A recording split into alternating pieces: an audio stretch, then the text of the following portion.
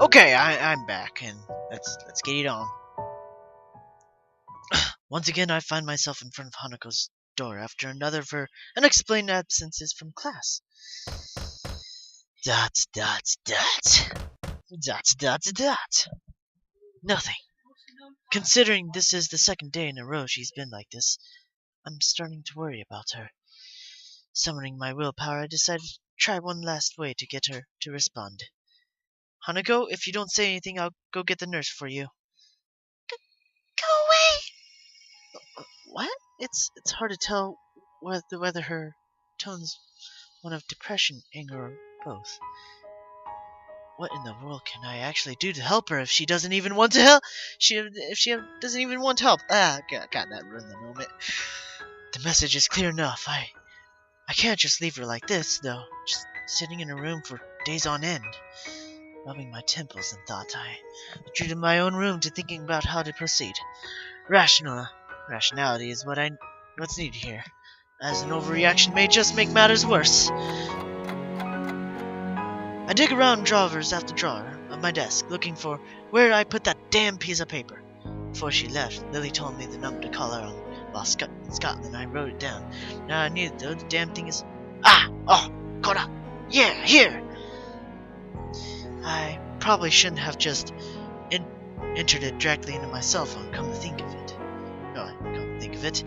Without further ado, I enter the numbers and anxiously press the call button.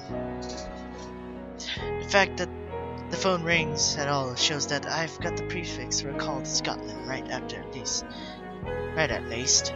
I never made an international call before, so that's some comfort. Eventually, the phone picks up. A feminine voice I don't recognize on the other end. It's probably Lily's mother. Oh boy.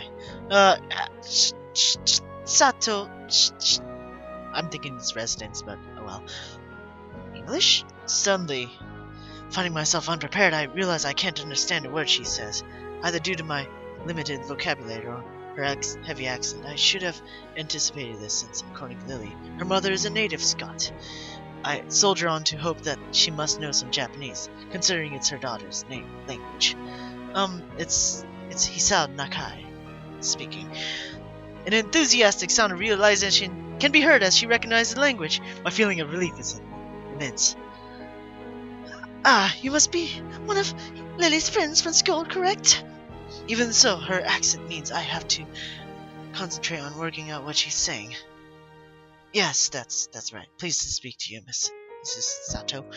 It's so nice of her to find someone so polite. Yeah, I know. Lily's dear, it's for you. Yeah. Okay.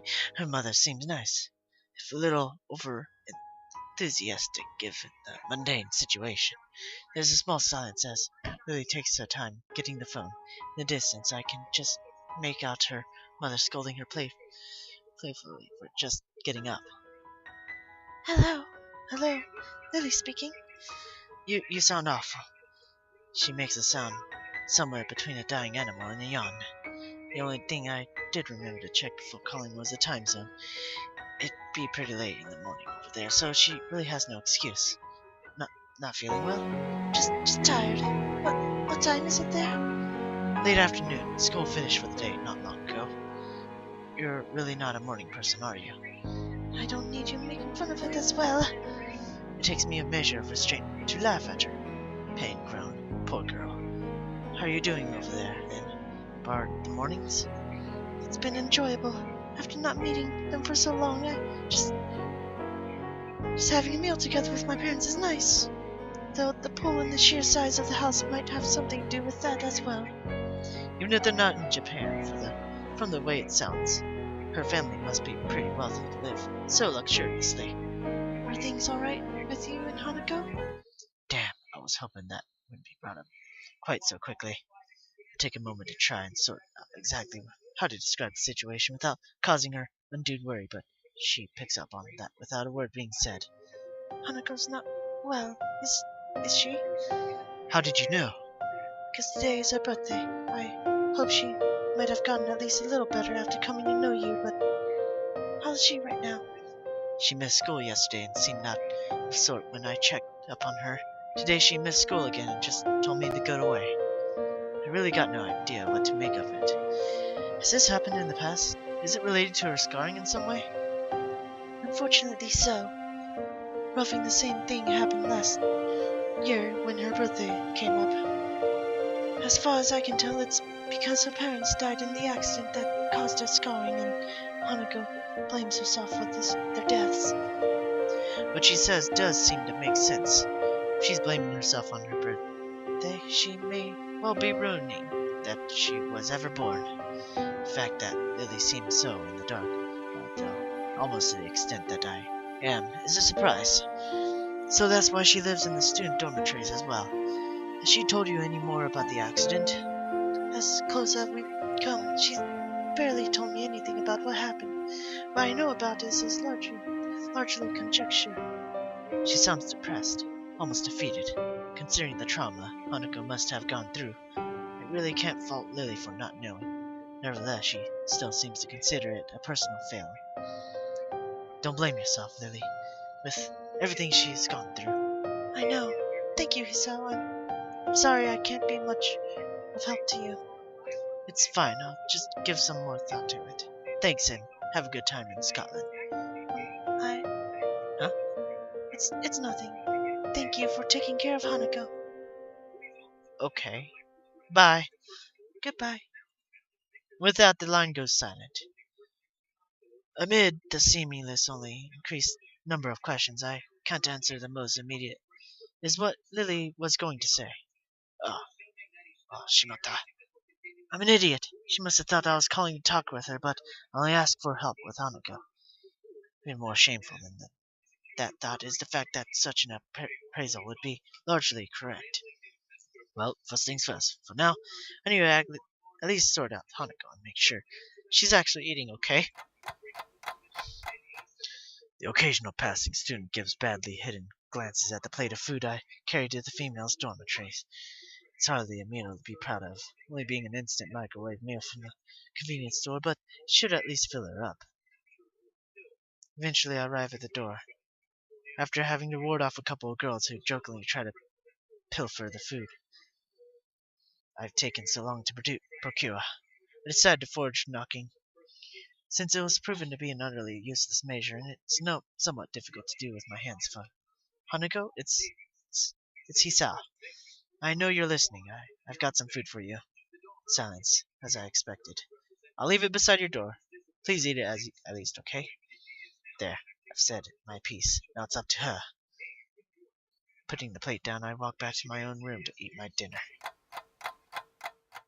By the time I return to Hanako's dormitory, a good hour has passed. Thankfully, there isn't anything to be seen beside her door. Walk back at least some happier that she's eating. If she intends to get through this by herself, then being able to help, even if it's just in a small way, is at least something. Or maybe a girl took it. Oh well. And now, let's continue. Yeah, let's ride it on. I sit, reading in the library after school, turning page after page, barely registering the words written on each out of sheer boredom. With my cheek resting in my hand, I can't help noticing the silent, slightly rough feeling against my palm. It won't be long before I need to get a razor. Giving up on reading, I simply let my head drop onto the book in front of me. Things have quieted down considerably since Hanako began attending school again. When she first returned to class, nothing was said nor done that wasn't part of the usual routine, and it's been the same way since. Neither of us decided to bring up her accident, so there simply wasn't any point in pursuing it.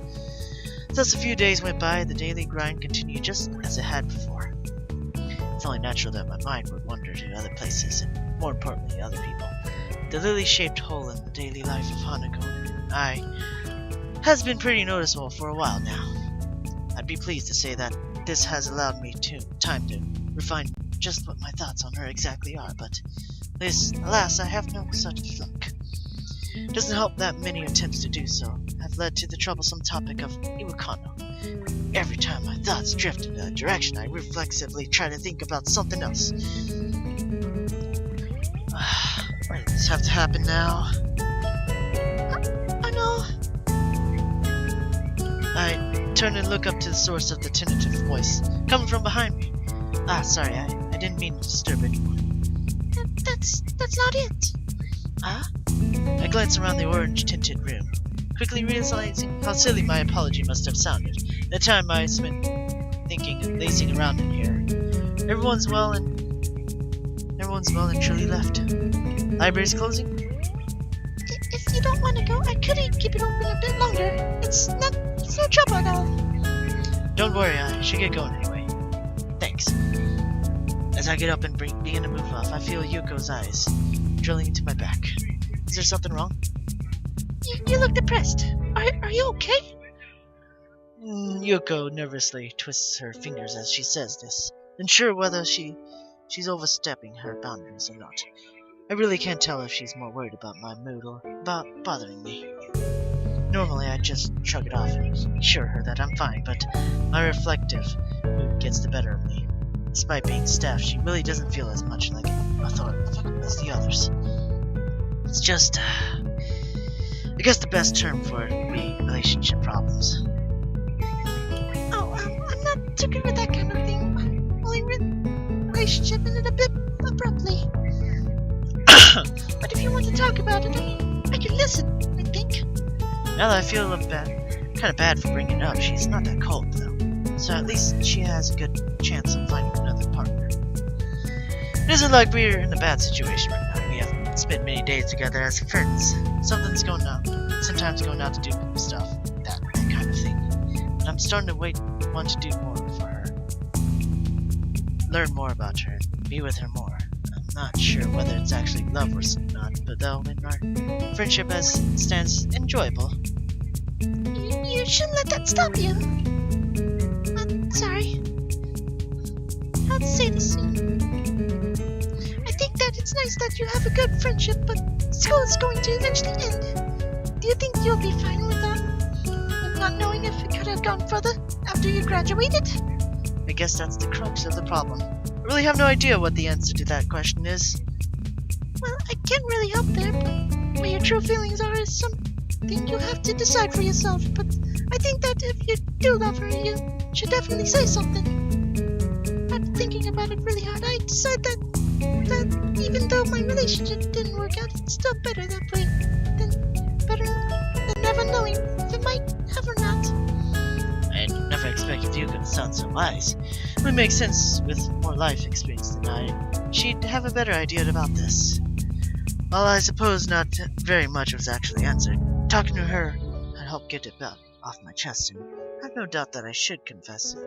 If I really do like Lily, I'd give a slight, frustrated sigh. If only reading so much actually helped when it comes to situations like this. She gives a girlish giggle, which only reinforces my view of her as being different from the usual staff here. In the end, it all comes down to what will happen after school finishes once again. Considering what happened before I came to Yanmako, it feels like being asked to keep up with a field of runners, despite having to start from a dozen yards behind them. It's just one more motive to move on from the past. Last thing I need right now is to get too caught up in that and getting homesick while I'm at it. Once again, I find myself calling Lily. My phone bill is going to be horrific, considering this is international. But it's worth it. I don't only want to smooth over her feelings from the last time I called. I genuinely want to talk to her again. When the phone finally picks up, I easily recognize the voice on the other end. Shh. Sato? Hello, Mrs. Nikao. May I, speak? Damn, I've forgotten how the rest is supposed to go. It's not encouraging to forget such a small amount of words, even if I didn't spend that long trying to memorize them. English. Tarona. May I speak with Lily, please? Hello again, Hisao. Are you teaching yourself English? Just a little. I don't think I'm too good at languages in general. Oh, don't say that. Your pronunciation was good. I'll get Lily for you. Just wait a moment. I obediently wait as she goes off in search of Lily. The other end goes silent. Eventually, a much more awake-sounding Lily than last time. The time over there being past noon by now. Hisao, are you there? Yeah, I'm here. Hi. Good afternoon. Sorry for taking so long. I was outside in the garden. Gardening? Unfortunately, I found I'm no good at it, so I just mow the flowers. I think my fingers appreciate it more. I take it Hanako's recovered a bit. Yeah, I just made sure she was eating, and eventually she righted herself. Thanks for the help the other day. I don't think it was really that much help. The main thing is that she's better, though. True. How's life over there, then? Sounds like you've been living in nothing short of a mansion. I wouldn't call it a mansion. But it's rather large. It's obvious what she wants to say, though. Modestly stop her. I'm a little envious, but it is her holiday. It's a nice house to stay in, though. There's a beach near here, too, which Akira's especially fond of. She's a swimmer? She's considerably dragging me there to have swimming competitions, which she wins every time. Really doesn't strike me as very athletic at all, so not being adept at swimming seems logical, though. Enough. Fast as I've ever seen her move is her understandably relaxed pace during her walk to and from the suburbs down the hill from the school. Makes the image of her swimming hard to imagine. The beaches there must look nice. They'd be less crowded than the ones around here, at least. Indeed. Akira says the area around here looks beautiful because it's so far outside the city. I only realize what I said after I say it, but it doesn't bother her at all. It's still easy to forget that she can't see when she's not around, despite the time we've been friends. That said, the local accent sometimes makes communication a bit hard. It's a constant reminder that this isn't home. Well, the fact that she doesn't consider her parents' residence to be her home makes good sense. Makes me realize that I can't really answer whether the same goes for me. Graduation from Hanako is distant enough to be difficult to view objectively, and I spent so much time in this small room.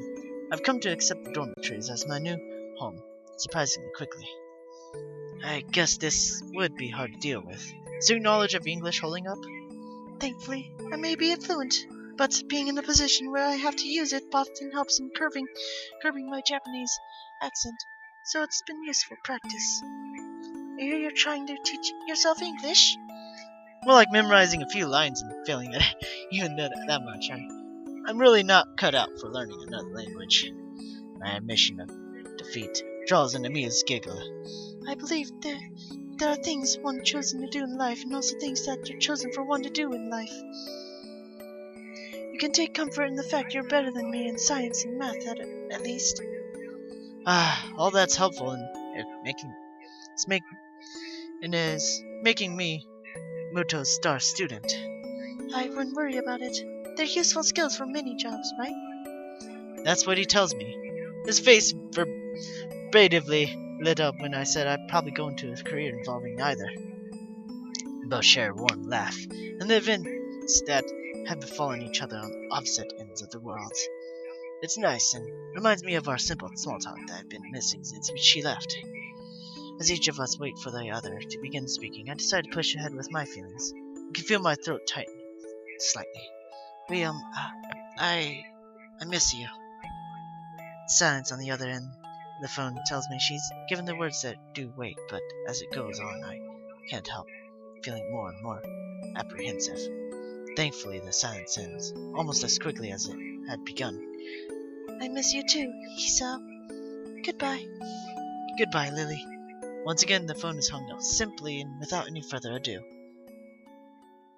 That light, tentative, almost shy voice, her warm and soft tone, I'd simply be lying to myself if I were to say that I don't recognize his feeling for what it is. With thought of Lily dancing on my mind, I start anticipating her return. The day has been a most excellent day.